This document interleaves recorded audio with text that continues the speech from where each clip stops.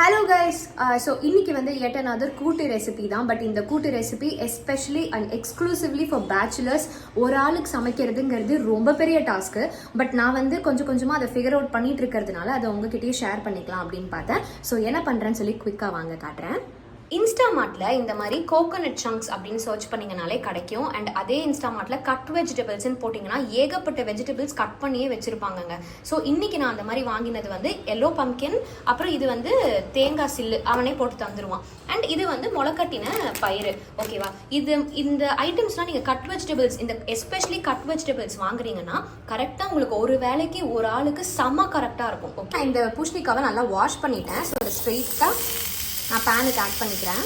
So இதுக்கு வேகிற அளவுக்கு தண்ணி. ஸோ இது வேகட்டும். இது வேகிறதுக்கு ஒரு 12லேருந்து 15 நிமிஷம் சிம்மில் வச்சிங்கன்னா ஆகும். இல்லை கொஞ்சம் மீடியம் ஃப்ளேமில் வைக்கிறீங்கன்னா ரொம்ப குவிக்காகவே ஆகிடும். கொஞ்சமாக மஞ்சத்தூள் மட்டும் மேலாக போட்டிருக்கேன். ஸோ இப்போ இது வந்து வேகிற கேப்பில் இதுக்கான மசாலா பேஸ்ட்டை நம்ம அரைச்சிக்கலாம்.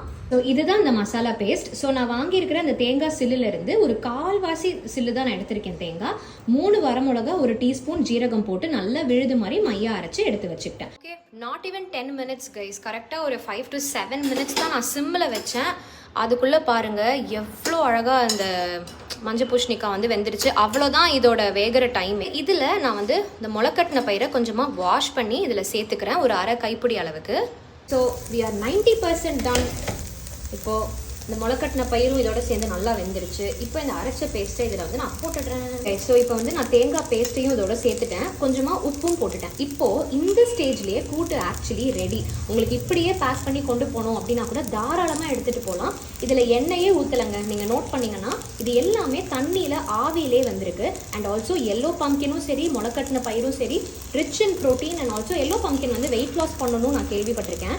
ஸோ செம்ம பேக்டான லஞ்ச் இது. ஆக்சுவலி தாளிச்சு கொட்டுறீங்க அப்படின்னா கடுகு, உளுத்தம்பருப்பு, ஜீரகம், வரமிளகா. அண்ட் இதில் ஸ்பெஷல் ஹைலைட் என்னன்னா தேங்காய் எண்ணெயிலை மட்டும் தான் தாளிக்க வேண்டும். பச்சை கருவேப்பிலை இப்படி போடுங்க, அதான் டேஸ்ட்டு. சூப்பரான மஞ்சள் பூசணிக்காய் கூட்டு வித் ஸ்ப்ரவுட்ஸ் ரெடி.